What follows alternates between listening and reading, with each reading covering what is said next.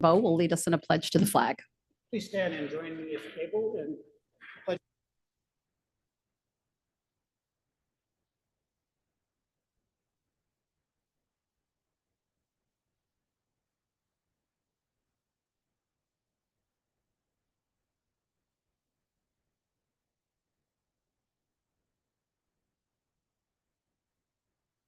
Roll call, please. Councilmember Borbo, Here. Councilmember Daris, Here. Councilmember Newsom. Here. Mayor Pro Tem Funk, Here. Mayor Moreno, Here. all present. Thank you. Well, for those of you attending in person, welcome. We have a big crowd tonight. And those of you online, we welcome you too. We're going to move on to our consent calendar. All items on the consent calendar are considered to be routine and non-controversial by city staff and can be approved in one motion unless there's a member of the council wishing to pull an item for further discussion. So I will start by asking if there's any members of the public wishing to comment on the consent calendar. Any item, please come forward and let us know which item that is. There we go. There you go. Yes, I'm respectfully request that you pull number 7 from the consent calendar, the Newton Development Agreement.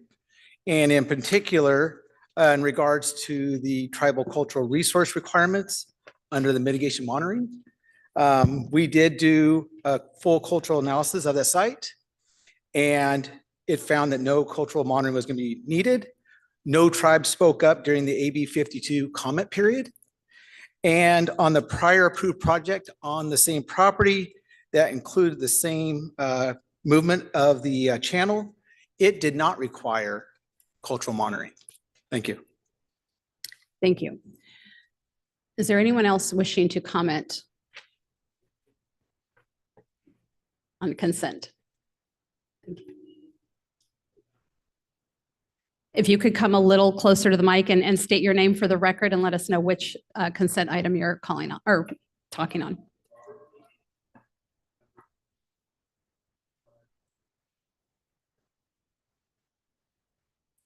A little closer to the mic. We're having a hard time hearing you. Is it on? Oh, okay. That would be why. Oh, there it is. Being on would help. Anyway, I was asked by several people in our group to come and at least address this. Dove Creek is an area where there was a hunting and marsh, and it has been disturbed many times. There was a burial ground discovered in the vicinity that was dated to post-contact period about 1800s. There have been projects done there without cultural monitoring where things have been found and scattered. So a negative phase 1 declaration means there's no surface evidence. We do believe there's a potential for cultural materials in the ground and had requested monitoring of this location in regards to the law of protection. And that's really what they asked me to come. I don't have firsthand knowledge of this. I've been told by several elders that there are sensitive materials in that general vicinity.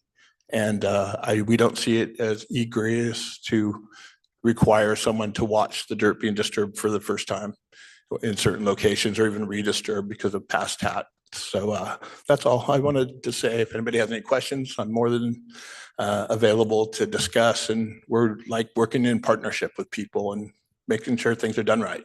Thank you. So your name for the record? Robert Piatti. Thank you, Robert. Resident here in Atascadero. Thank you. Appreciate it, sir. Any other members of the public wishing to speak on a consent item? Okay, seeing them, we'll close public comment and bring that back to council. I'm going to look to our city manager and city attorney on item number A7. This seems to be new information. And so have we had any information from the applicant other than this evening indicating that he wants to pull and no longer go forward with this? Where are we? Well, the status is prior to the first reading of the ordinance on the development agreement, the applicant's counsel sent a letter to staff objecting to the condition of imposing a monitor that is part of the environmental findings that are necessary to support the development agreement. I spoke with Ms. Neiswender about it, and I said this is not something that the city has imposed solely on this particular project. It's imposed this on other projects of similar nature, and just left it at that. Ms. Nicewinder was in attendance at the meeting remotely, but did not speak because she was not present. In the intervening time, staff has talked about it a little bit. And again, this is not something that is being brought just for this particular project. This is something that, based on the tribal consultation that came forth as part of the AB 52 process, staff believed that to support the mitigated negative declaration, this mitigation condition was necessary. Otherwise, staff was not able to make a finding of a mitigated negative declaration in support of the development agreement.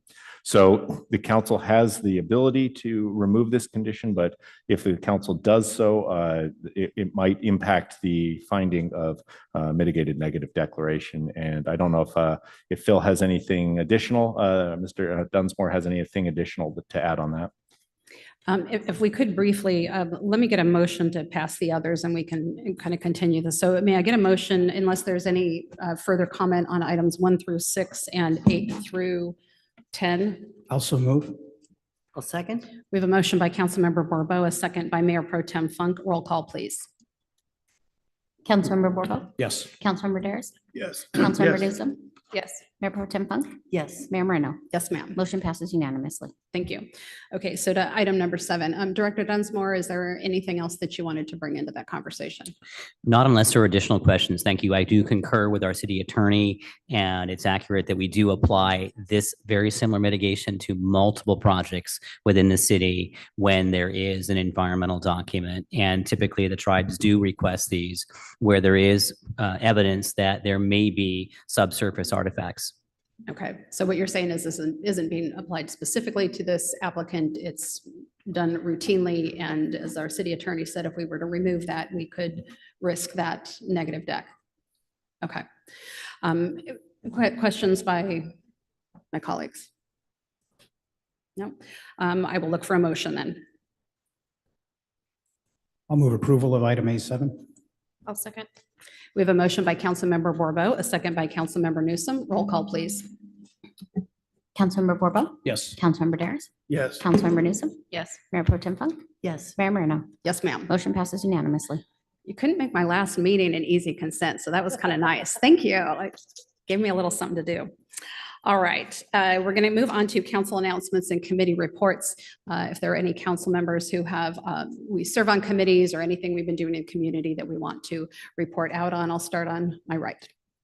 Nothing to report. The Atascadero Groundwater Basin Sustainability Agency is having a routine meeting on December 18th, and council member, soon to be Mayor Bourbeau, has graciously offered to attend in my absence because I also will be attending the executive committee of the Homeless Services Oversight Council at the same time. And the Design Review Committee is meeting this Thursday to review a project on Traffic Way. The IWMA is not meeting this month, and we have achieved what I always want to achieve, which is stable, boring, and competent administration. And so no need for a meeting this month, so nothing to report there. We'll report on a personal note. This morning I participated in helping set up coats for kids, and that's occurring this weekend for residents in Atascadero and Paso Robles at the Mid-State Fairgrounds. So. Okay, I'm also on the DRC meeting Thursday. Also Thursday is the Visit Slow Cow. So I got a busy day on Thursday, and then next week is Cap Slow board meeting. And other than that, I have nothing else to report. All right, thank you. I had a SLOCOG last week, and we're getting ready for the regional transportation plan again. It's sort of a 20-year plus plan, but every 4 years you're updating it. So you're constantly doing the RTP, but part of that will be the new RENA. So I can't believe it's 2025 almost, and we're already talking about another regional housing needs assessment and allocation, but here we go. All right, with that, we are on to presentations this evening. So I would like to, we're going to first recognize our outgoing treasurer, Jerry Seebach.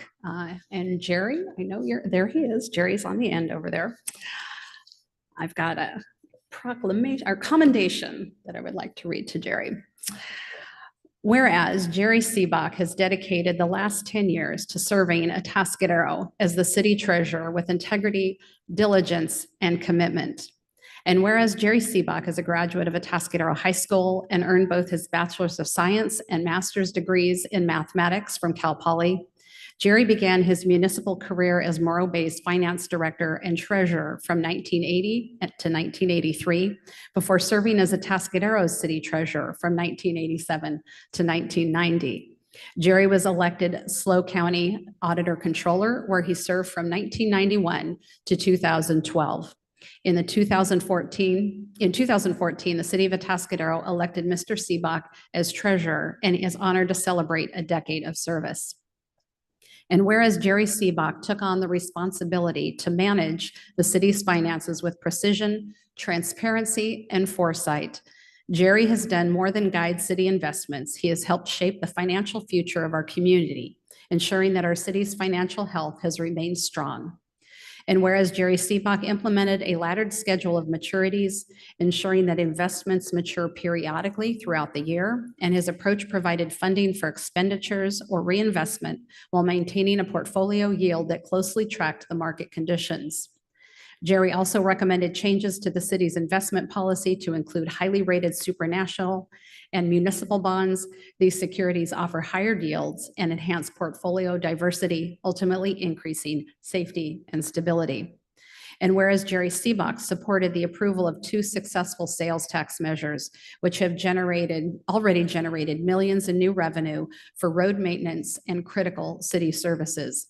Thanks to these initiatives and the prudent fiscal management of the City Council, Atascadero is now in its strongest financial position since its incorporation in 1979. And whereas Jerry Seebach always displayed an extraordinary level of professionalism and knowledge, whether it was reviewing the city's budget as a member of the Finance Committee or improving the diversification of city investments, his work has been vital to Atascadero's success. And whereas Jerry Seebach's dedication to the city has set a standard that will be acknowledged for years to come, and his legacy is one that will inspire future generations of public servants. Now, therefore, be it resolved that we, the City Council of the City of Atascadero, do hereby commend Jerry Seebach and his 10 years of dedicated service to the City of Atascadero and wish him nothing but happiness, health, and success in whatever comes next. Thank you, Jerry.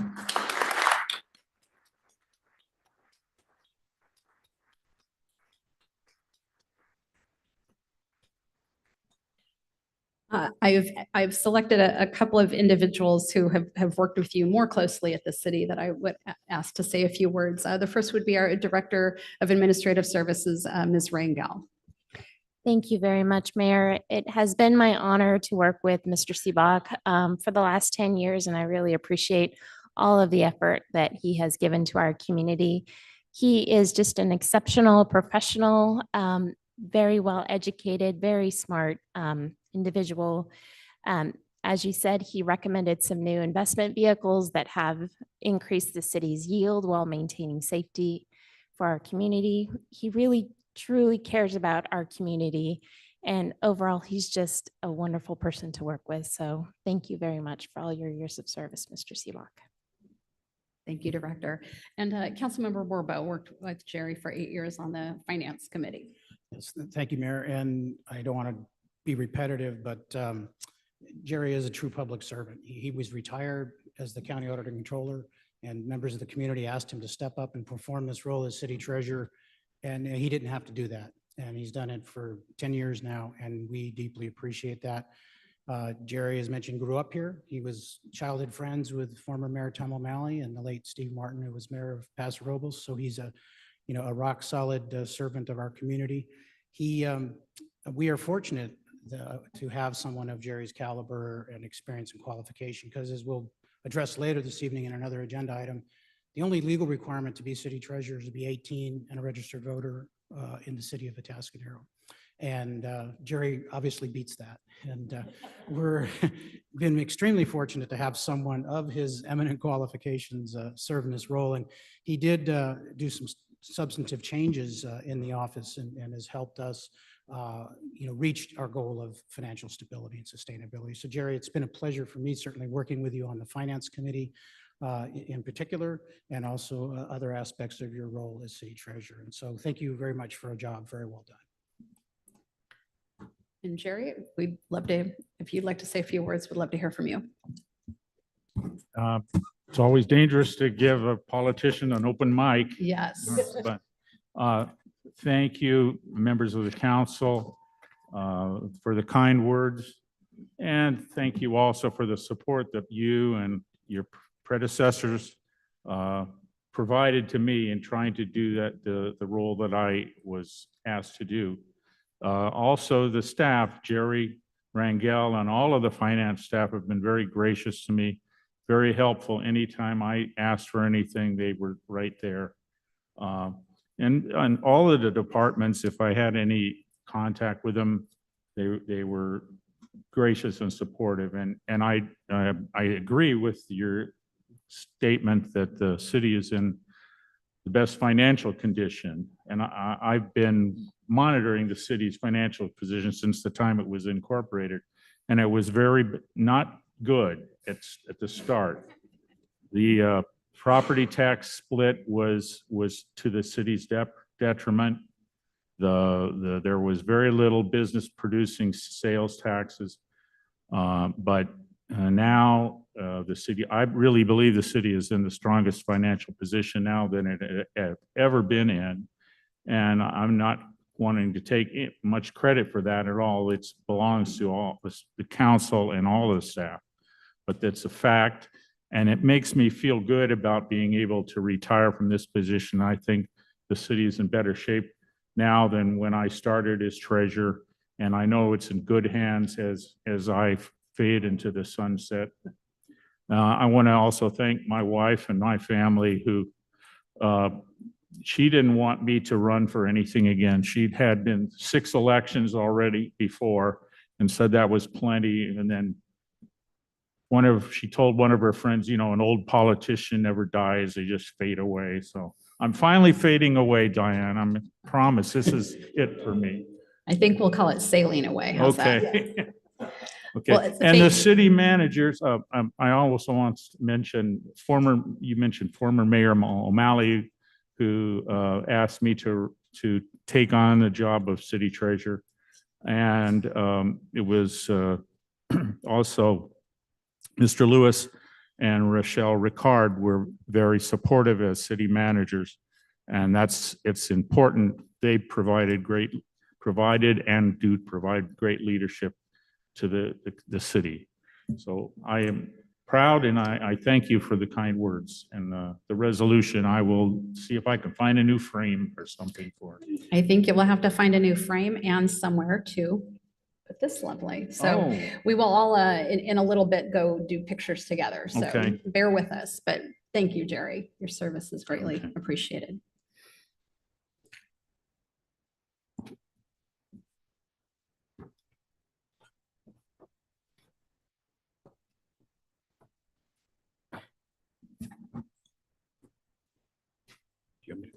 All right, thank you.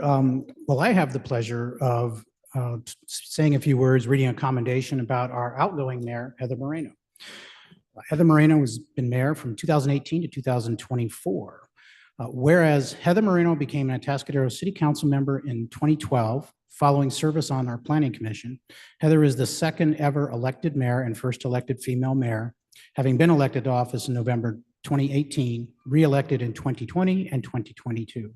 And whereas Heather Moreno and her husband Mike moved to Atascadero in 2004 in search of a better quality of life, drawn in by the beautiful environment, spacious rural-like neighborhoods, and slower pace of living, Heather has since been a community leader on behalf of Atascadero. And whereas Heather Moreno earned her BA degree in accounting from CSU Fullerton, Heather was employed by KPMG, one of the big 4 international accounting firms, and until she decided to strike out on her own. And whereas as a lifelong learner, Heather Moreno earned her master's degree in 2013 from Fuller Theological Seminary. And whereas alongside her public service, Heather operates Weight Breakthroughs, a boutique firm specializing in wellness and personal transformation, and leads regular trainings to support women in achieving sustainable health. And whereas as a CPA and small business owner, Heather Moreno is keenly interested in financial stewardship and economic development. Heather's accomplishments on the council include enhancing public safety, implementing government efficiencies through a focus on essentialism, and driving significant economic development and infrastructure projects that benefit Atascadero's community.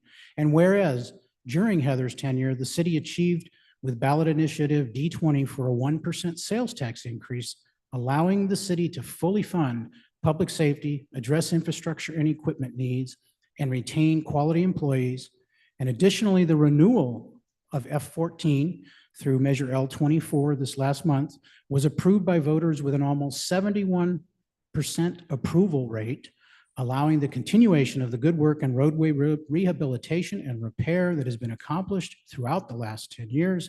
And whereas in 2025, Heather will transition her service to the business and residents of Atascadero, to the County of San Luis Obispo as the elected District 5 Supervisor, where she will continue to ensure our community meets the needs, our county meets the needs of its residents and operates efficiently and effectively. Now, therefore, be it resolved that we, the City Council of the City of Atascadero, do hereby commend Heather Moreno on her 12 years of dedicated service to the City of Atascadero. I think it's actually 14 or more.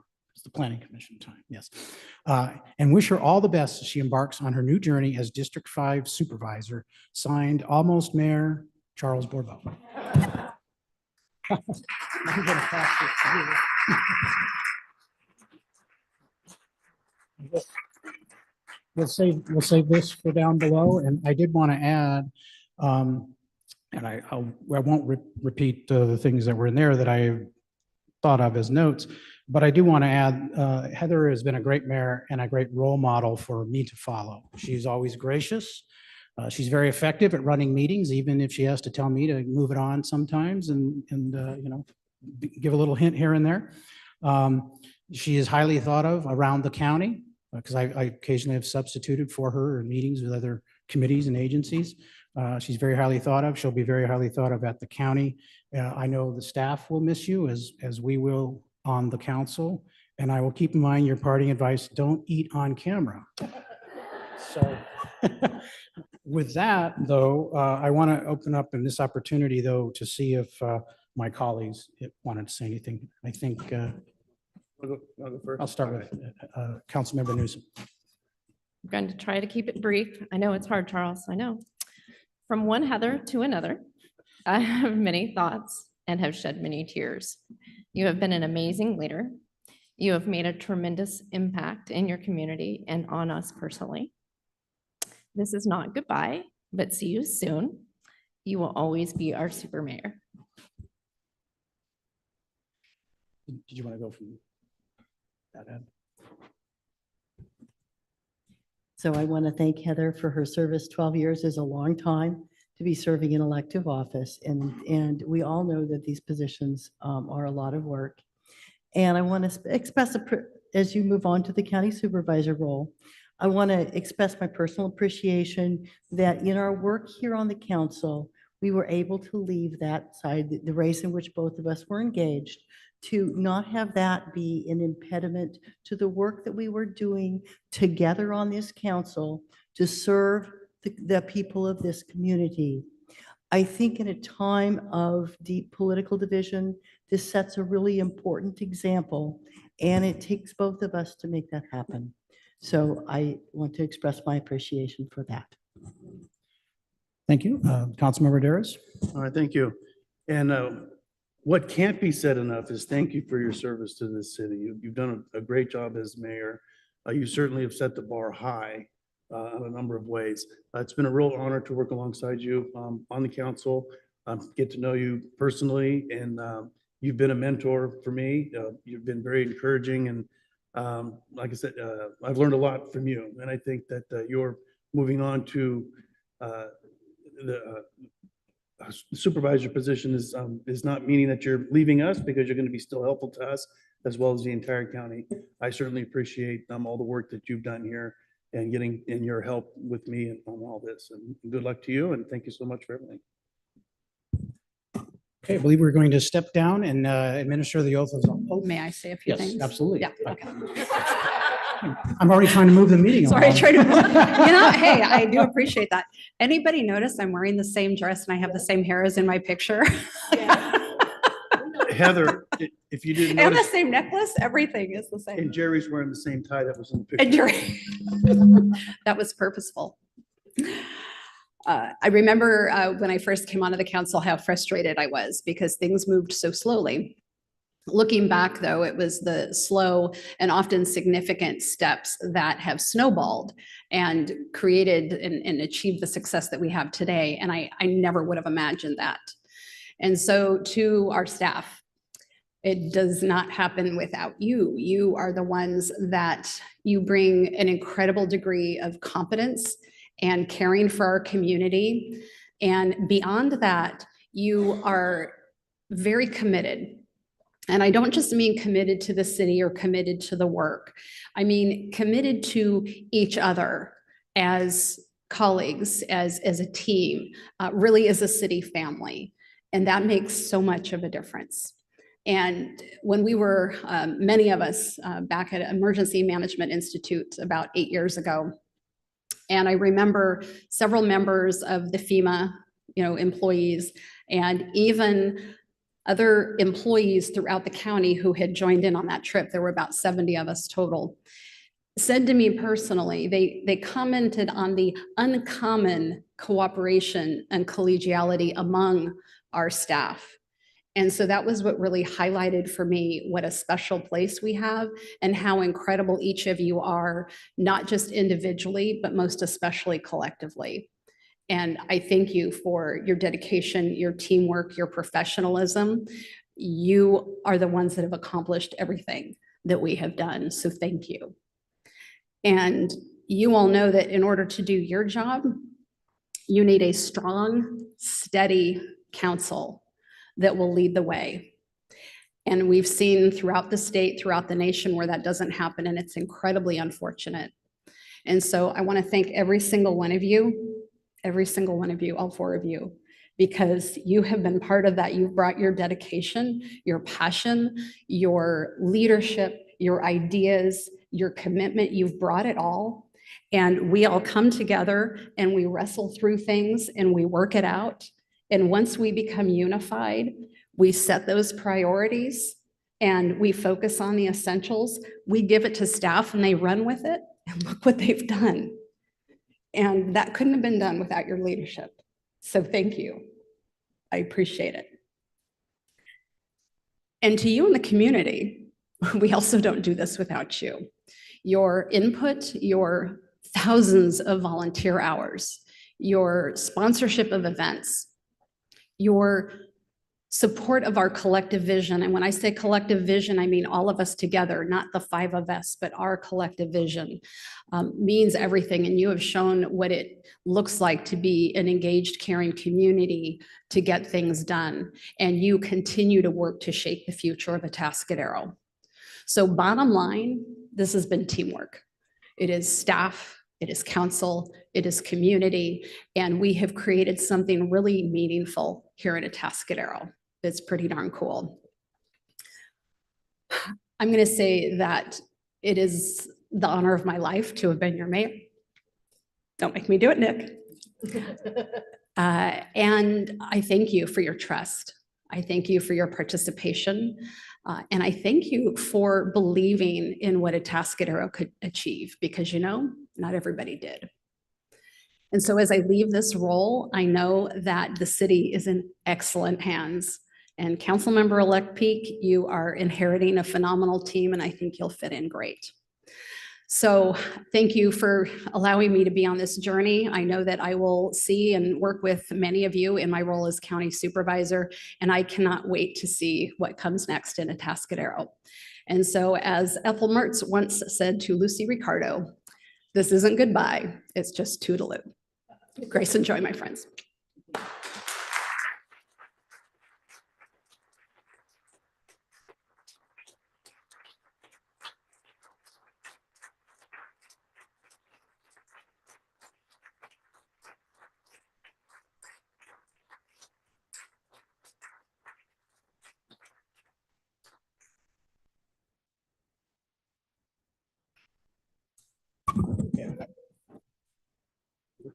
I think we're going to step down now. We'll present these to Jerry Seebuck and Mayor Moreno. And then after that, we will swear in our newly elected council members. Step down to the well, and anybody would like to take a picture of Mayor Moreno and Treasurer Seebuck's awards and their, that would be great.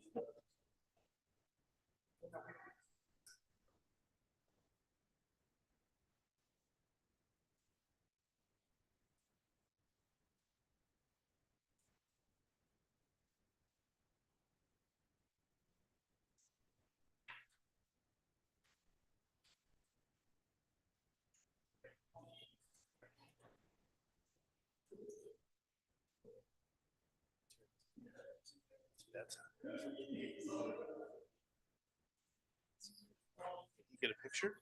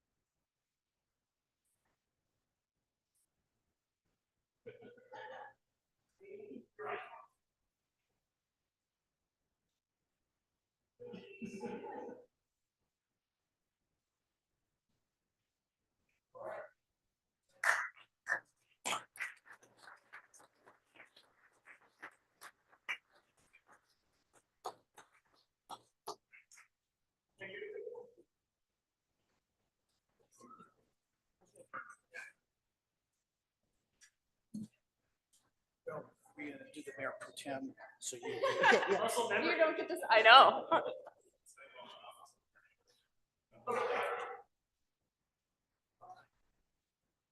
Think about moving stuff. Move over here. We don't. Have to.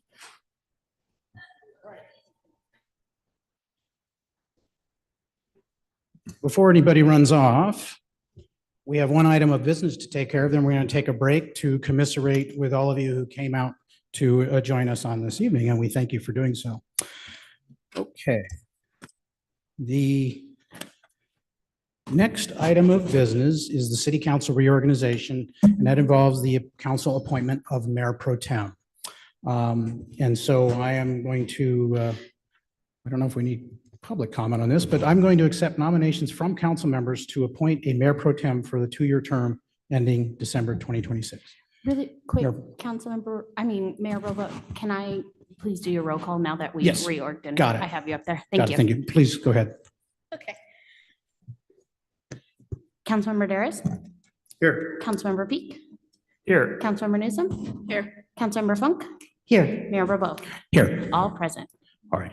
Thank you. So I'm open to receiving motions for an appointment of mayor pro tem. Current mayor pro tem Funk? Thank you, Mayor Verbo. As the outgoing mayor pro tem, in keeping with our tradition of sharing this responsibility and rotating it around the council, it would be my great honor to nominate Councilmember Mark Garis to be our next mayor pro tem. And I'll second.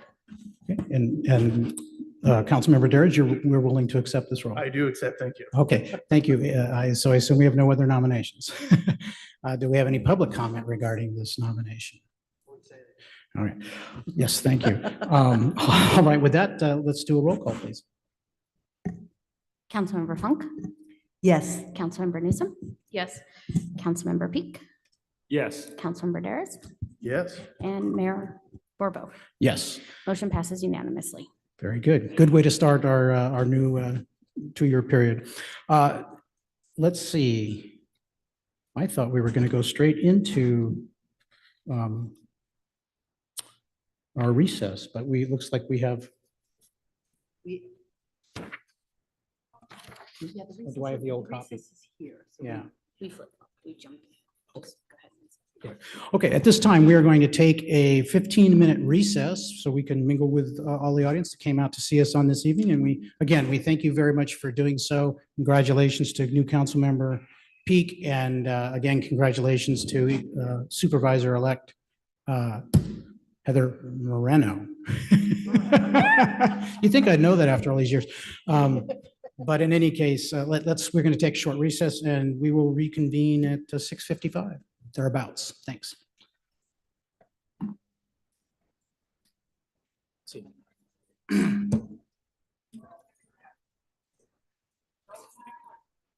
Yes. Yeah, we don't want you to.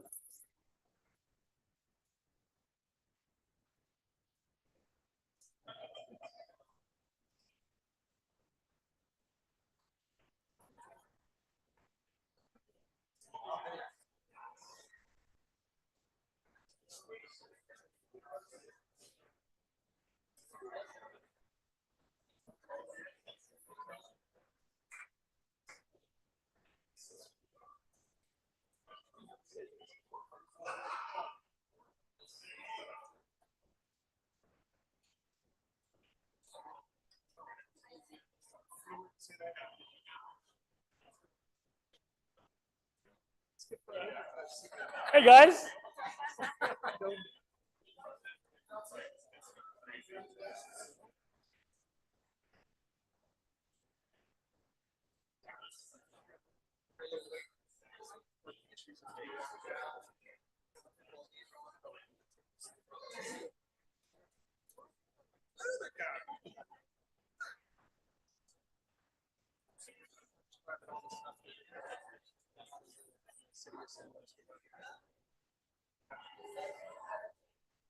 General. Sir, how are you doing? Congratulations, Mayor. That's very cool.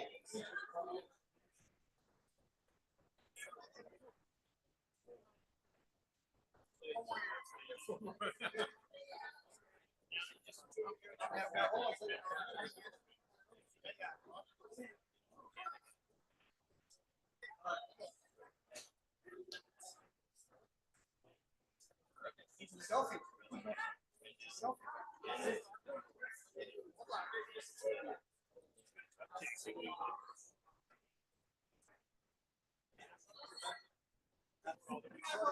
Just had to do it. Sorry.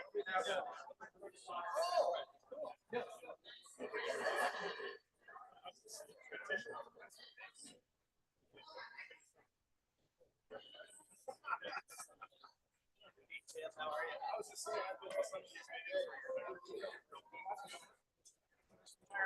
can't tell. It's still very difficult not to you basically got a good job for 11 years. How are you? Yeah, it wasn't on his team. Yes. Yeah. They didn't vote for it, so they had to get their own.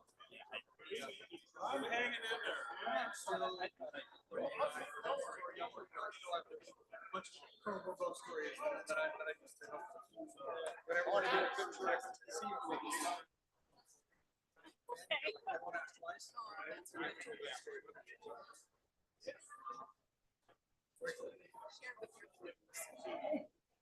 When you get that, I want to get a picture of the two of you. When you get, I want to get a picture of the two of you with the sign in between. Okay, let's go. Yes. Like behind or like?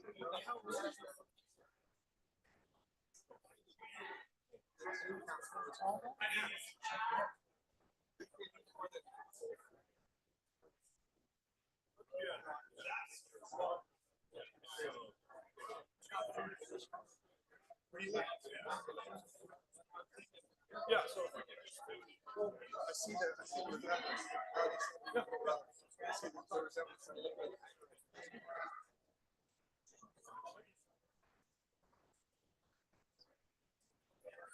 That's my decision.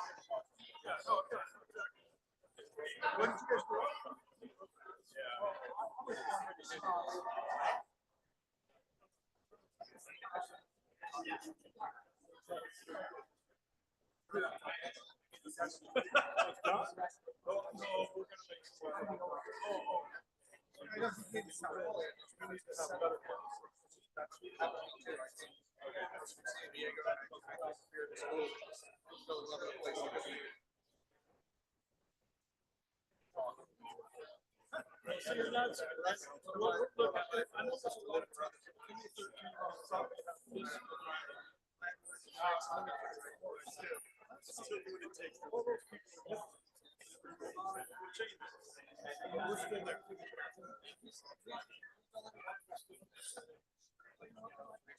Council was very simple. I thought the father had one was like,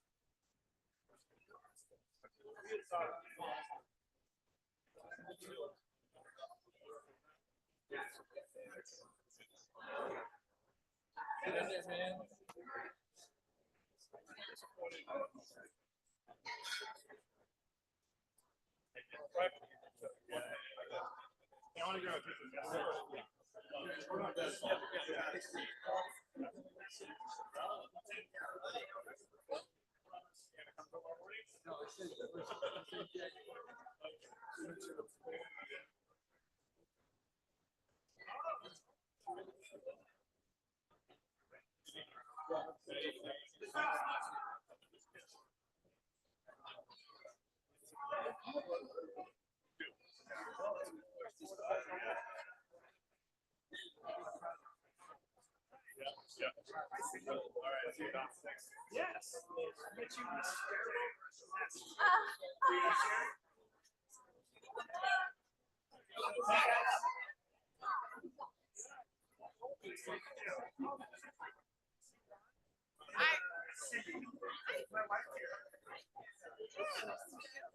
Thank you.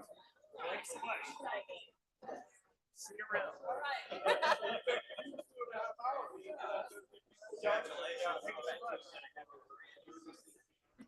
Congrats there. I'm in the audience. Say all you want. Thanks for coming.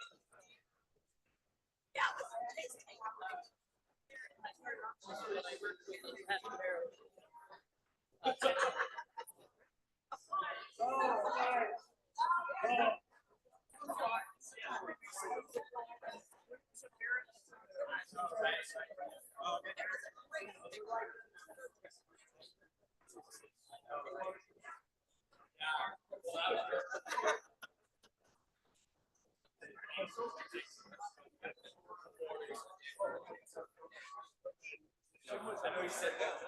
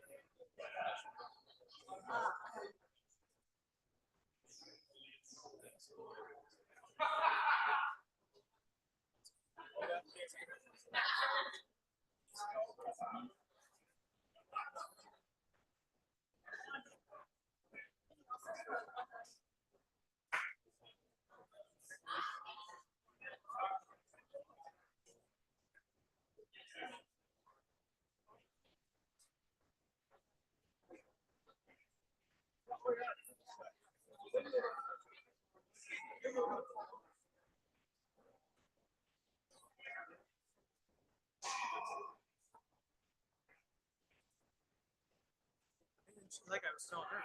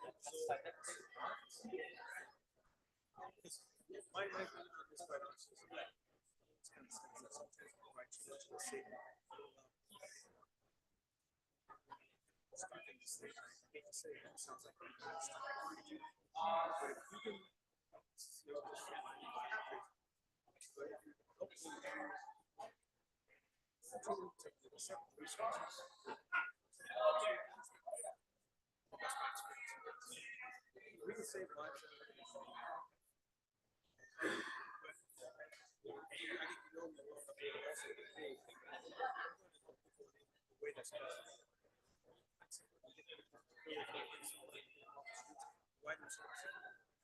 You name it.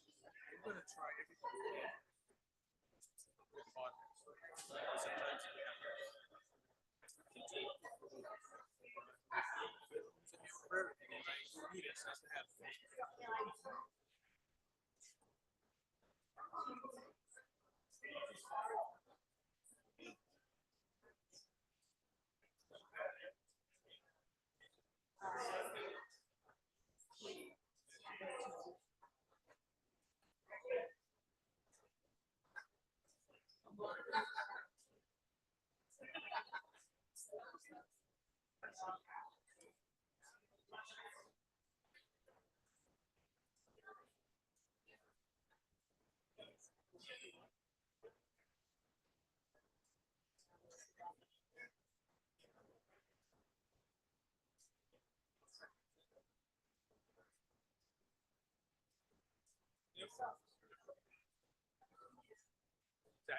We're absolutely essential.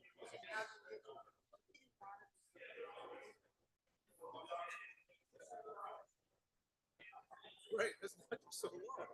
Yeah, you're right. I agree with you.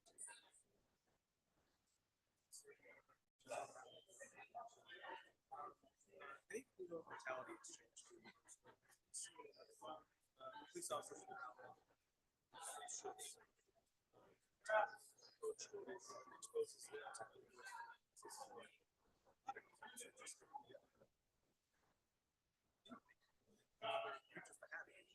Right, the last time we used this, and so I think that now we have some officers that have more experience. And things differently now. That's a what's the officers going to be training our new guys? So now we're seeing, I think we're going to fix it. And I'm really happy too that I think a bit this happening.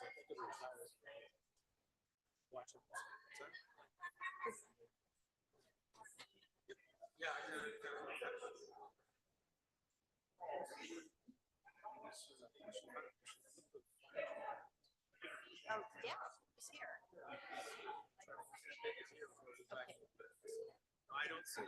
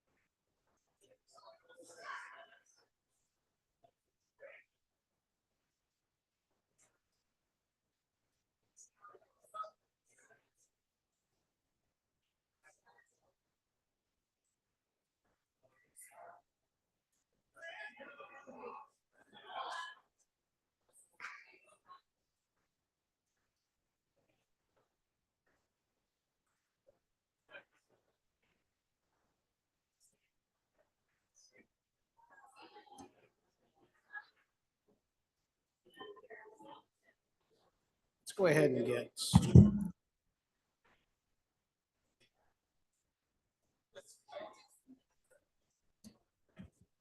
Okay, if we could get the council members to migrate back up to the dais.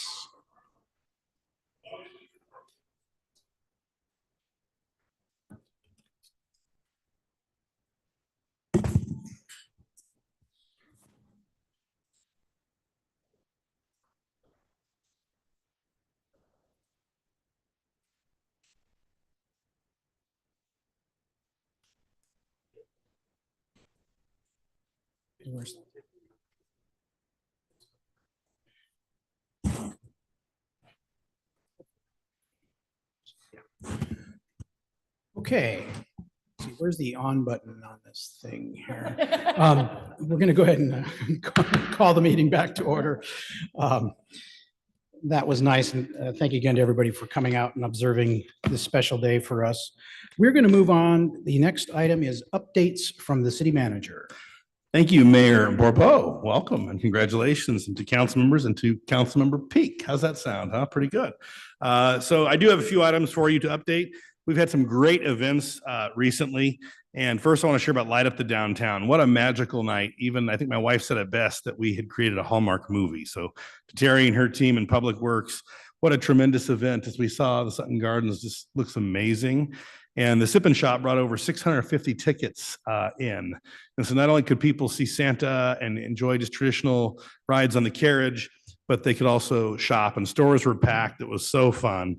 And our lights will stay lit through January 19th. So we really hope people enjoy them. They're beautiful. We thank our sponsors. 3CE is our main sponsor at the top level. And I think as they're turning our power on in January, they wanted to turn the power on in the Sutton Gardens. So we're grateful for them. Walk Around the Lake also had over 1,500 visitors. Another great evening. It wasn't even too cold and we didn't have rain. So great weather. We enjoy our holiday events. On the El Camino project construction update. So we'll notice quite a difference in how things look. And so now work has moved to the median and the K rails are on El Camino Real between 41 and Traffic Way. We have heard that people wonder if that's as narrow as it will be when it's done, and that is no. The K-rails have a broader base, and so between the two K-rails at 2 feet apiece, that's about 4 feet. So it will not be that tight in the final project, but it's good to get drivers to slow down. And so work will continue in the middle, milling pavement, striping the road, installing the pavers that will help form the rhombus and the places to park, the curbs, planters, and electrical work. There will be narrow travel lanes and traffic delays for a couple months as we work through it.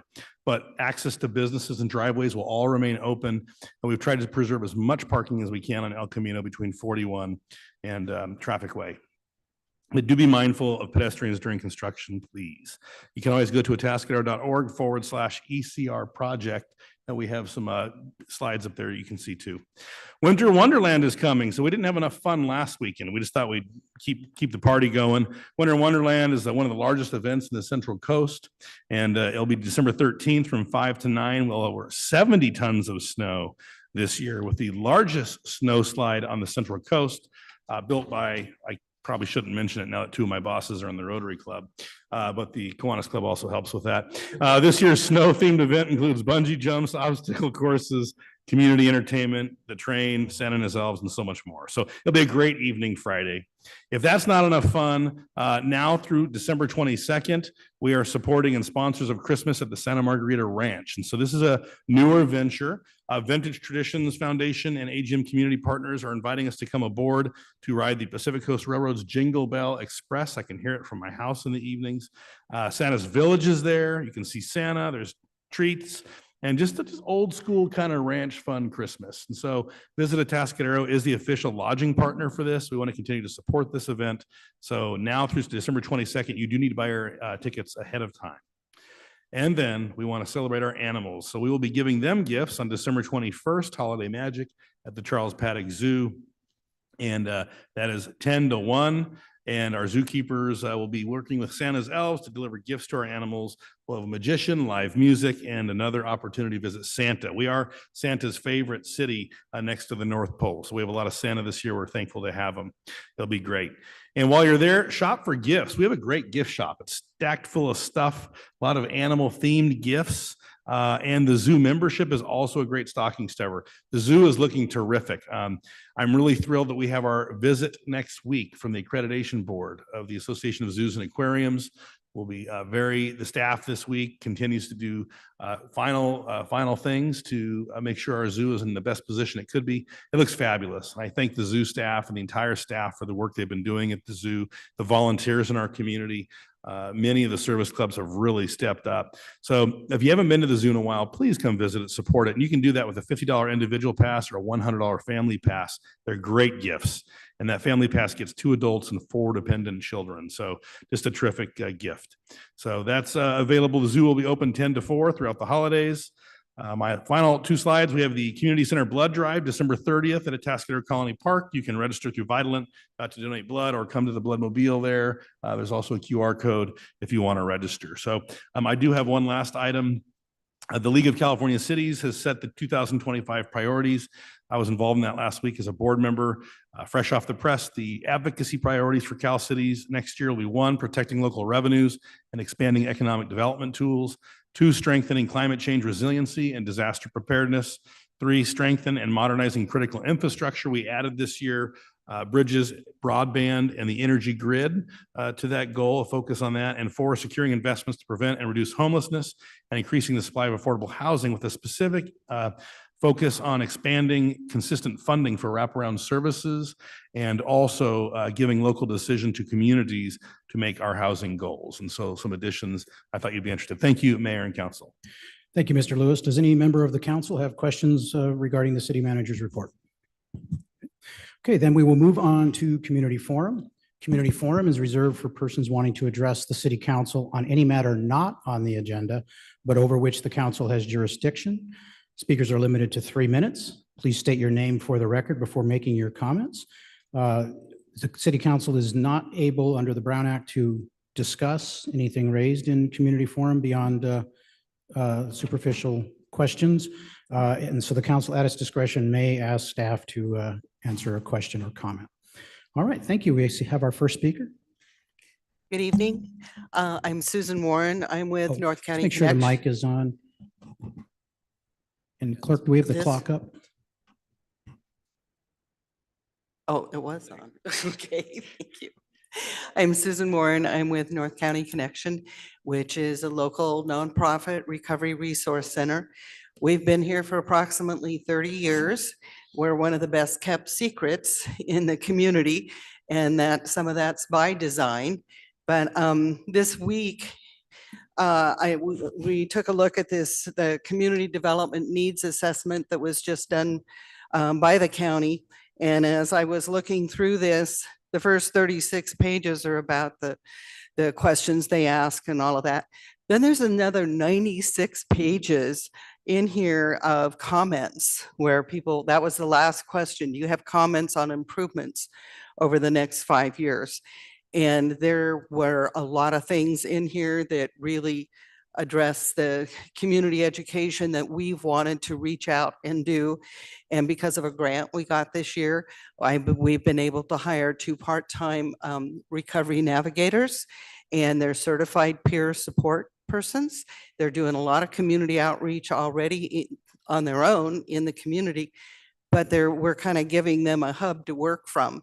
And Wendy's going to come up in a little bit and tell you some of the special things we're trying to do to help address some of the opioid issues with Narcan training and looking at offering more community education support. And she's going to talk about those 2 programs.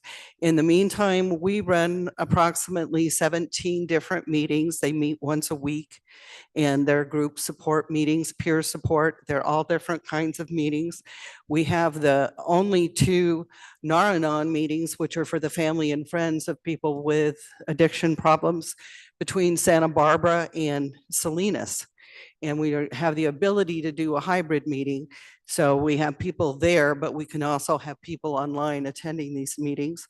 We're going to be adding a Families Anonymous meeting, which is just kind of families in general that are having a problem with a family member or loved one that's got a mental health issue or whatever kind of issue. But that peer support and knowing you're not alone with these problems is really important to help stabilize the families, which then helps stabilize the person that's having those issues. We're open 7 days a week. There's people there every day. We serve approximately each month, coming to those different 18 meetings each week. It's about 1,100 people that are there. And we're helping prevent relapse. We're bringing in newcomers and trying to support not just the individual with the addiction issues, but also the family members. And let's see, we have a library, an extensive library on all kinds of recovery topics. So what we're trying to do is be the boots on the ground that we can add something when we see there's an issue. And that's what we're trying to do. Okay. Thank you. Thank you for your comments. Thank you. Next speaker. Hi, my name is Wendy Blacker. I'm actually here on behalf of North County Connection. I am one of the peer support specialists there. I want to make it public notice that I am a certified Narcan trainer and provider. It's something that I think everyone in the world should carry with them and should be trained in using. I can't count how many times I've been out with a Atascadero cat team and have seen someone overdosed on the side of the road or in the tent or at Tent City. So it's something that I think all of us need to learn about. I'm passionate about this because when I go into a pharmacy and I see them charge $50 for a box of Narcan, that hurts my heart. I think it should be free to the world, and I'm here to provide that, and I'm here to train. So if anyone wants, they can come down to the North County Connection, get as much Narcan as you want. I have about 3,000 doses of Narcan at my disposal, and also fentanyl test strips. And also I am going to bring to the North County Connection Smart Recovery. So the fellowship is great, but that is social, it's a social support. I want to bring the science behind addiction to North County Connection. I want to bring, it is cognitive behavioral therapy. That's what helped me get clean. I bring 25 years worth of addiction and homelessness to the table. Now I actually run my own nonprofit. I have a house, I have a great job. I have people that believe in me. I'm on HSOC with Susan Funk.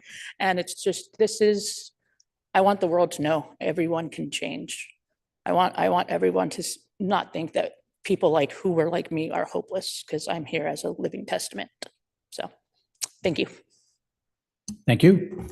Next speaker. Hello, my name is Babette DeCou, and I live at 6705 Santa Lucia Avenue. And I'm here tonight to talk about the importance of the conditional use permit process. I know it works because it significantly impacted our lives for the better. When ECHO first started the homeless shelter, it operated through the Baptist Church. We approached the city manager and the police chief regarding issues and concerns we had despite the many efforts of ECHO volunteers, and we were told the city had no jurisdiction over faith-based operations. When the church was donating the building to ECHO, it was actually city staff that contacted us to let us know about the conditional use permit process, and that now was our opportunity to provide input and make requests. These requests became requirements within the conditional use permit.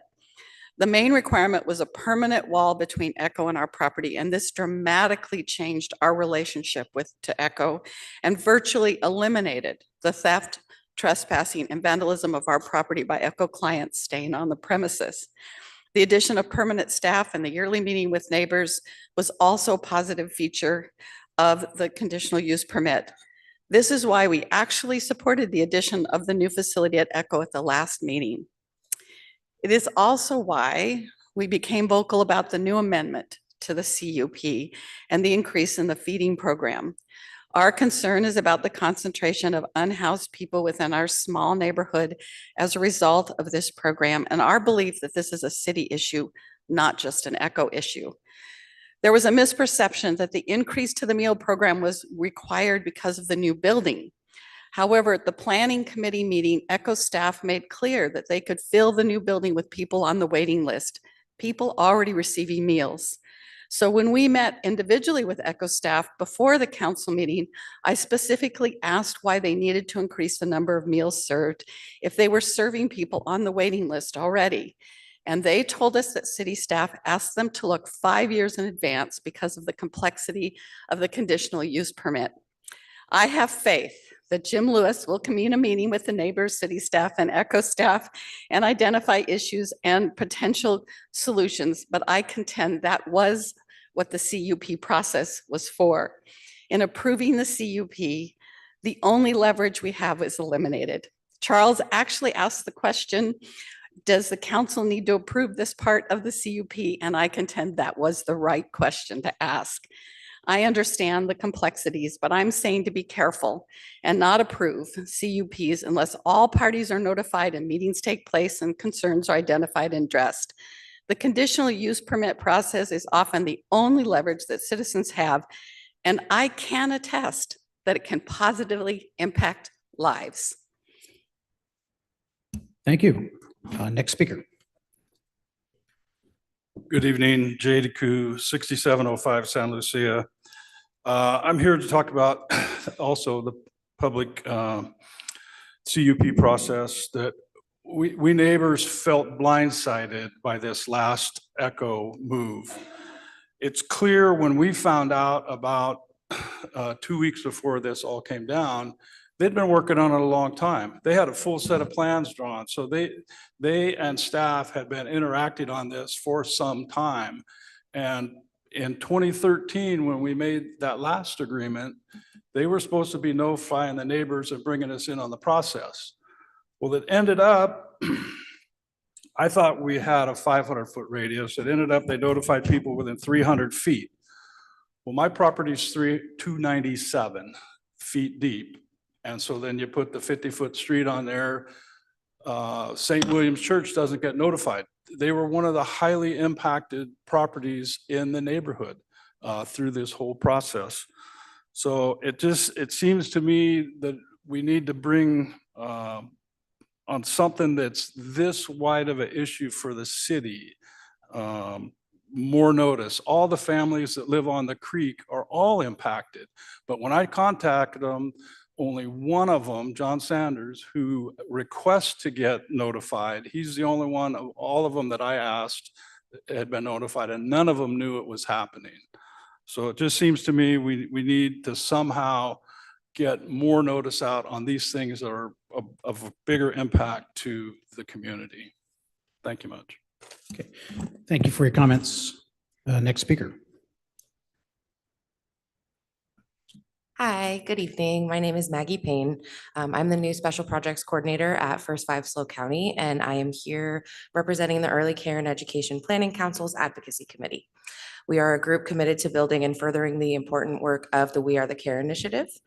For those of you who are unfamiliar with We Are the Care, this multi-sector coalition was founded in 2019 and mobilized individuals and agencies to pursue collective ways to address the childcare crisis. I have some exciting updates for you regarding childcare here on the Central Coast, because it's been a while since I've been here. And I'm here to reinvigorate your support for this movement. So since We Are the Care last gave comment, much progress has been made to lift up childcare in our county. $3 million in county ARPA funds allocated to childcare have been dispersed to local providers and are continuing to be dispersed. This has allowed the field a bit of relief from the extra strain of COVID in the form of competitive and non-competitive grants. Childcare providers are small businesses like many others, but they faced an extra unique set of challenges during the pandemic. Another significant accomplishment is the continuation of the collaborative childcare study. It's among the four of our county's biggest public agencies: Cal Poly, the City of SLO, the County of SLO, and San Luis Coastal.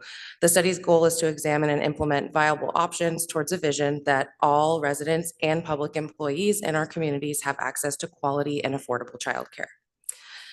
These entities are actually estimated to represent about 10% of our county's entire workforce. So their focus on childcare has actually been a really immense support and example to others among the community. Additionally, this one I'm really excited about, in our local community and beyond, childcare is increasingly being recognized as a foundational component of economic vitality. Uplift Central Coast is a coalition dedicated to the economic resilience of the 6-county Central Coast region from Santa Cruz to Ventura, and they recently released a regional plan based on data and community feedback and involvement. Throughout the plan, Uplift called out childcare as a main economic mobility strategy. So a notice of funding opportunity has been released as a companion to this report, and 17 different agencies from all of the 6 counties have requested funding for a project involving childcare. 6 of those 17 requests are from SLO County and 1 is from First Five.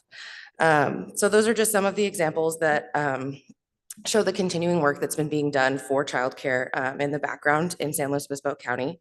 We are dedicated to continuing to further that work and that of others. So finally, we want to let you know that the Early Care and Education Planning Council will be hosting a council retreat from 9 to 3 on Friday, January 31st. In the spirit of We Are the Care, the retreat will focus on collective impact, and as our civic leaders, you are critical to this work.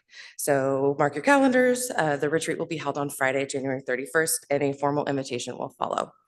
The Advocacy Committee will be back in the new year with more updates, and we look forward to your continued support in 2025. Thank you so much. Thank you. Thank you for your comments and great timing. Okay, I don't see anybody else wishing to speak at Community Forum. We will close Community Forum. Thank you for your comments regarding the CUP process, regarding ECHO in particular. And indeed, Mr. Lewis will be convening a meeting as called for in a separate direction that we provided at our last regularly scheduled meeting. And we will ensure that proper notification, or not proper, but wider notification is given. Also want to thank Sue Warren. It's always good to hear occasionally what Connections is up to, and North County Connections. And thank you for what you do for our community. Okay, council have any other comments? Okay, then we will move on to our next item is public hearings. Item C1, the Atascadero Tourism Business Improvement District Assessment. Do we have any ex parte communications? Any council members? None? No, I have none. Okay, this is going to be presented, I assume, by Ms. Terry Banish. Yes, good evening. Thank you, Mayor Bourbeau and council. So this is the agenda item for this evening for the public hearing required to make the increase in the Atascadero Tourism Business Improvement District lodging assessment. This meeting is the protest meeting to receive all written and verbal protest votes from the lodging owners. To give a quick recap of where we are today, the proposed assessment increase The Atascadero Tourism Business Improvement District Advisory Board, or the APBID, had identified that an increase in the assessment from 2 to 2.5% is what would make the difference to increase lodging stays by focusing on the infrastructure at our local zoo and the adjacent areas of our lake park to invest and to drive our events, tourism, and lodging stays in the city. The increase in the assessment for the lodging owner would begin early January 2025. The lodging owner assessment is an assessment that each lodging business collects and remits to the city that is based on the rent charged by the business per occupied room or space per night for lodging guests or transient occupancies. The APBID assessment is equal to 2.5%, which is an additional amount of 0.5% over the current rate of 2%. Following the City Council meeting on October 8th, the resolution was adopted, and on October 9th, a letter was mailed and an email was sent to the lodging owners, notifying them of the increase along with the public notice requirements. The assessment increase will be at the direction of the APBID Advisory Board, and it will be tracked by myself, the destination manager, make sure that that assessment is used properly. And in addition, projects and opportunities will be brought to the APBID Advisory Board for city staff as opportunities present themselves. In summary, we are acting on behalf of the APBID Advisory Board to present the 0.5% increase and move forward with put in place an increase in the assessment to help fund these physical improvements. So for this evening, oops, 1 second. The recommendation before you is to conduct the public hearing to receive all written and verbal protest votes from lodging owners. For a non-majority, less than 50% protest, council to conduct the second reading of the draft APBID assessment increase ordinance, amending Title 3, and then Chapter 16, Section 3-16.04, and changing the assessment rate under the Streets and Highways Code Section 36541A for lodging businesses within the APBID from 2 to 2.5%, which will begin early January 2025. Or if there is a majority protest of over 50%, to not conduct the second reading of draft APBID assessment increase ordinance, and the APBID assessment stays at 2%. That concludes my report. All right, thank you. Do any members of the council have questions of staff on this item? Okay, I will now open this issue to public comment. Are there any members of the public wishing to speak on this item?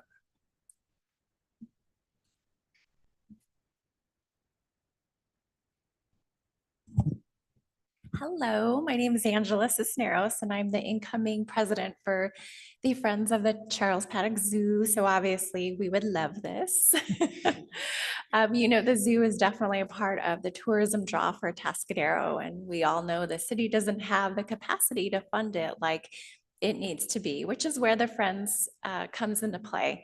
In the last year and a half, we have restructured, we have grown our board, and we're working very closely with the city and the zoo director and Terry to really align everything we do, the actions, our strategies, so that we have the greatest impact. This money would really help the animals of our zoo in various capacities, and we feel very grateful and honored to be considered.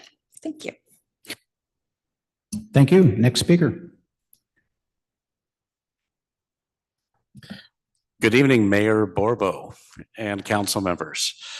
My name is Josh Cross. I'm wearing two hats this evening. First as a board member of the Friends of the Charles Paddock Zoo, and also as the CEO of the Atascadero Chamber of Commerce. As my previous board member, Angela, mentioned, the board has a lot of new energy and momentum that we haven't seen in a long time, which has just been infectious. And a lot of it has been due to our amazing new director and the work that Terry Banish is doing. And so we are re-energized, and we are motivated to do whatever we can to build these new exhibits and to build these conservation programs for the zoo. In the last year, we've made financial contributions to not so visible items like freezers and x-ray machines, anesthesia machines, and just some other things to prepare for the accreditation. There hasn't been this flashy new exhibit yet, but we're getting there. We're gonna get there. because we have big plans for these new exhibits and beautification. And the funds that we're talking about here today will go a long way in helping with these new projects. And as well as helping with our long-term goal of being financially independent of city funding. So that is a long-term goal. We're hoping to get there. On the chamber side, I'm also in support of this proposed assessment increase, as well as my board of directors. For I don't know how many years, our board of directors has made a donation from the proceeds of our wine festival to the zoo to the tune of $10,000. This year, our board felt like, you know what, we really need to do more. So at the 2025 Wine Festival, the chamber will be making an additional up to an additional $5,000 donation for a total of $15,000, because we believe in this zoo as being a driver of economic development, of community, a place that builds our community and enriches lives. So I hope that you will consider approving the proposed assessment increase this evening. Thank you. Okay. Thank you. Are there any other people wishing to speak for public comment? Okay. If not, I certainly did not hear any protests. I'll ask the city clerk, did we receive any, and have you had time to tabulate the results? We received no protests. So Okay. yes, I have. So we've had time. Very good. Are there any council comments? Okay. Okay, then do we have a motion to approve the recommendation? Moved based on no majority protest, right? Yes, based on no majority protest, we move the, recommendations 1 and 2. We were conducting the hearing and we have recommended. Got it. Okay, thank you.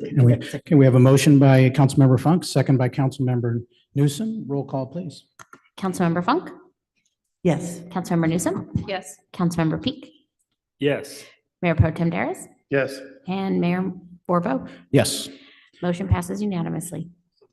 All right. Yeah. Hesitation there. We're all going to be a little. All right. Next, we're going to move on to management reports. Item D1, consideration of action to fill the vacant treasurer position arising from former Treasurer Jerry Seebach's resignation. This item will be presented by the city manager, Mr. Lewis. Thank you, Mr. Mayor, members of council. Yes, I'm pleased to share with you action regarding the vacant treasurer position. As you know, our city treasurer did submit his resignation and served very well, and we were grateful to be able to honor him this evening. So under state law, we do need to have a city treasurer. It is a state office required by cities to have the city treasurer. And so, as you know, our city treasurer currently is elected and serves a 4-year term. And so with the resignation, within 60 days of the vacancy, the government code requires the council to fill the vacancy by appointment of an eligible individual or through a special election to fill the vacancy. And so therefore, we have until February 8th to appoint a successor or to call a special election. If you do appoint the city treasurer, the term would move through the remainder of Treasurer Seebach's term through November 26, at which point the individual would have to run for office for city treasurer. And so I do want to share that in the choices you have here, I was disappointed to learn in contacting the county clerk recorder, Elena Cano, who also serves as our elections official, that she was very quick to share with us that she would not support us having a special election. Her office, which it was surprising to me because there were big changes and other issues she was dealing with. And so we would need to go to a third-party private election, which could likely cost upwards to $500,000. And so a special election would be very expensive and time-consuming for the city. And so I would certainly suggest you consider an appointment to this position, and you may do so tonight if you wish. An appointment is by majority of the city council. In absence of the city treasurer, I would submit that potentially we are not able to make investments or sell or purchase securities.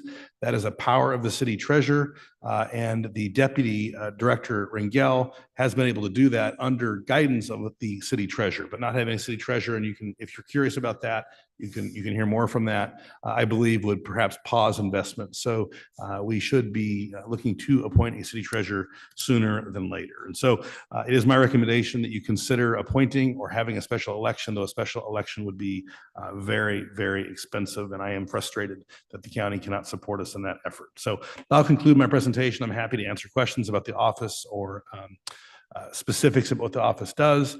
and any other questions you may have. Thank you, Mayor. Thank you, Mr. Lewis. Does any member of the council have questions for the city manager? Go ahead, Councilmember Funk. Yeah, just to follow up a little bit, are there, clearly that we're in a situation where we're looking at, are we appointing now or appointing, after sometime between now and February?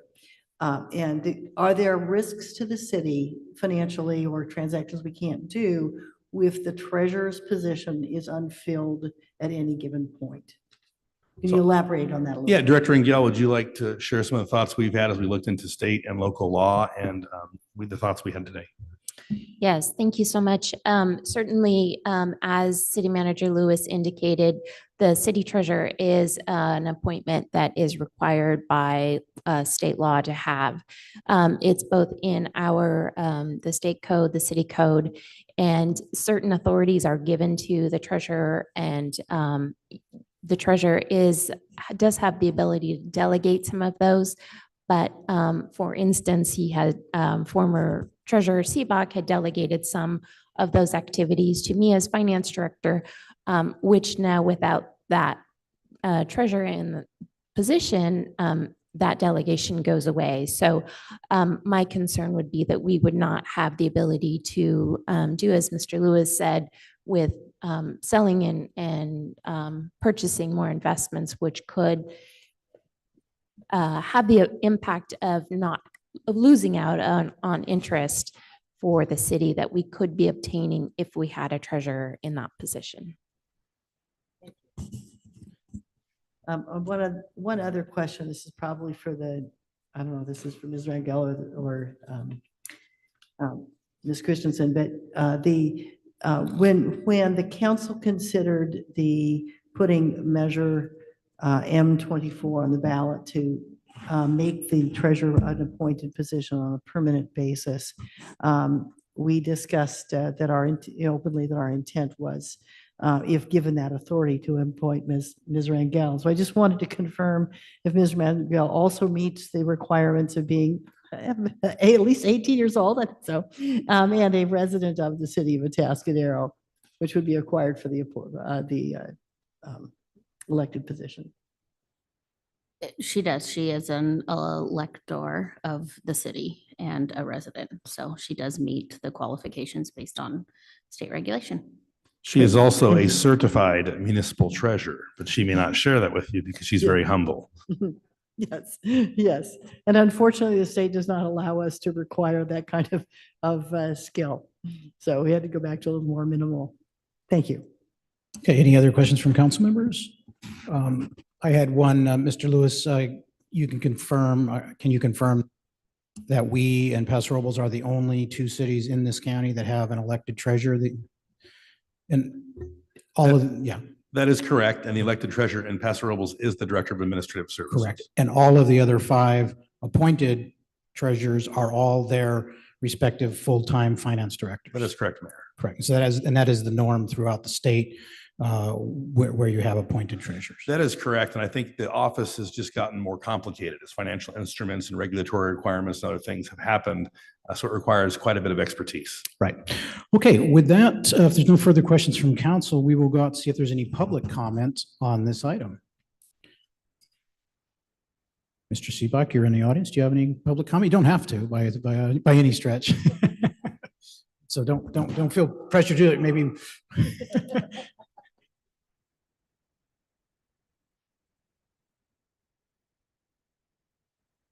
Mr. Mayor, members of the council, I'm not sure what you want me to say, but I do support the idea of having you make an appointment of Jerry Rangel. I would recommend that if that's possible, at the soonest possible date.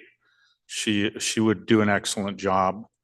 And it's possible to have the jobs being combined in one person. As you said, all the other cities in our county and many others across the state have that situation. I myself was the appointed city finance director and treasurer in the city of Morro Bay many years ago. So it can work with elected and appointed or anyway, and whichever the situation may be. So I think that you should explore that with the city attorney, perhaps, whether if there's needs to be a process of asking for community people to volunteer or anything like that. If not, I would say have Jerry. All right, thank you, Mr. Seebach. Okay, let's bring it back. Was there any other members of the public? Does not look like it. Okay, we will bring it back for council discussion and then a motion on this item. I would have a couple of comments myself on this particular issue. You know, as noted earlier, the only legal requirement for an elected city treasurer is to be 18 years old and an elector in the city. Now, some people might find that a little crazy, but that's the fact of the matter. We have, in my estimation, you know, the most qualified person sitting here in the form of our finance director, and we're fortunate she does live in the city, so she is an elector and meets that qualification. It might be a different scenario if she lived outside the city, which could be possible. And for me, you know, I mean, running a special election for a treasurer would be kind of crazy in the first place, but then with the idea of the cost, it would be completely irresponsible. And, you know, I don't feel personally that that it's warranted or that we even should, in this particular case, entertain a process by which we would encourage people to apply when we know we have the gold standard sitting over here in the form of our finance director. It would almost be disingenuous for us to do that. If this was a city council vacancy, I would feel completely different, that we would absolutely have a public process and people applying and interviewing them. And we can easily, not to denigrate our value, but we can easily go without one council member for a period of, you know, 30, 60, 90 days. But we cannot, or should not rather, go without a treasurer. So those are my comments on this particular vacancy. Do we have any other comments, or would somebody like to make a motion? And just double check though with the city attorney, there is no problem or issue with us making an appointment this evening, is there? That's correct. The government code provides you two options. You either appoint or you conduct a special election, but it does not provide any guidelines or standards for the appointment. So it's entirely up to the council as to what procedures it would like to impose upon itself to make that appointment. Okay, thank you. Any other comments? Councilmember Funk. I would second the mayor's comments that if this were a council position, we would definitely need to have a public process. But since there are risks to the city of leaving this particular position open, and it requires specialized expertise as opposed to the kind of generalized representative expertise that the rest of us on the dais offer, I would be honored to nominate that we appoint Ms. Jerry Rangel as city treasurer for the remainder of the existing term. I'll second. Okay, thank you. We have any further discussion? Okay, we have a motion by Councilmember Funk, second by Councilmember Newsom. Can we have a roll call, please? Councilmember Funk? Yes. Councilmember Newsom? Yes. Councilmember Peak? Yes. Mayor Pro Tem Daris? Yes. And Mayor Borbo? Yes, and congratulations, Ms. Rangel, for your additional title.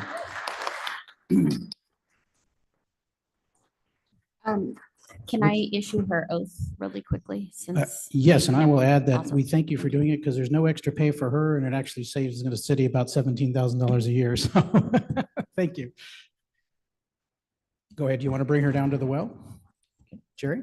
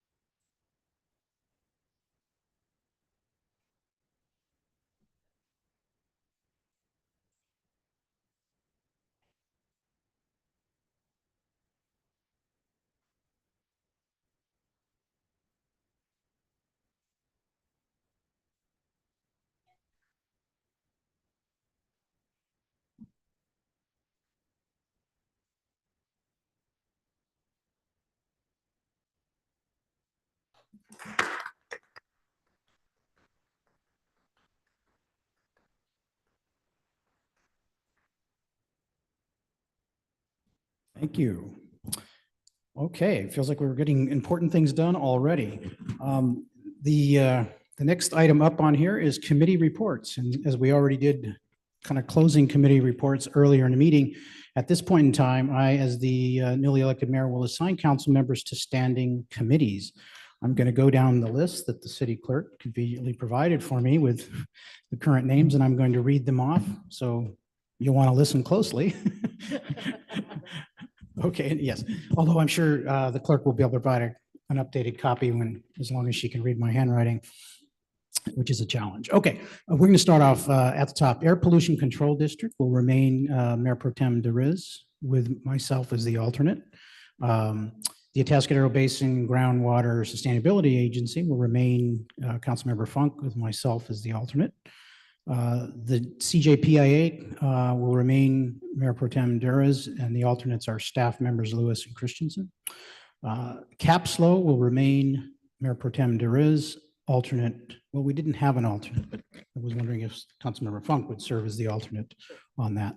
The City Schools Committee will be Newsom, Councilmember Newsom, and Councilmember Peak. The City Selection Committee will be myself, and there is no alternate on that. The County Mayor's Roundtable will be myself, with the alternate being the Mayor Pro Tem, Mark DeRiz. The Design Review Committee will be Councilmember Funk as the chair and Councilmember Peak. REACH will be Councilmember Funk with an alternate of Newsom. The Finance Committee will be adding Councilmember Peak and will be chaired by Councilmember Newsom. The Homeless Services Oversight Council will be Councilmember Funk with myself as the alternate. The IWMA will be myself with Funk as the alternate. The League of California's City Council Liaison will be Newsom with Funk as the alternate. SLOCOG will be Councilmember Newsom with myself as the alternate, as is the same with RTA, as those are kind of one and the same for meeting purposes. And the Water Resources Advisory Committee will be Councilmember Peak. And Visit SLOCAL Advisory Committee will be Mayor Pro Tem DeRiz with myself as the alternate. And I will provide this to the clerk, so if you didn't write fast enough, she will get everybody a copy, and we will go from there. So look forward to everybody serving on their committees, and I think tried to balance it so that everybody has roughly the same number of committees and a variety of regularly meeting committees and ones that meet less than regularly. So, okay, with that, we're going to move to individual determination and/or action. Does any member of the council have anything under individual determination or action? Nope. Okay, the city council is now going to adjourn to closed session.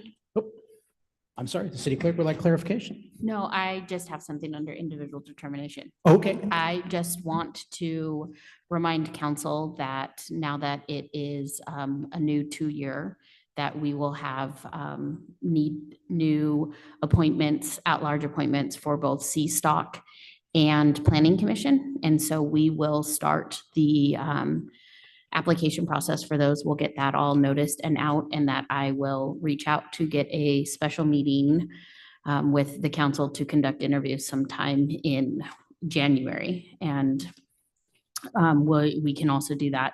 Each council member, the Planning Commission, all 7 terms do expire technically December 31st, and they serve until new members. So every council member does have a individual appointment, and then the 2 at large that you will appoint as a group.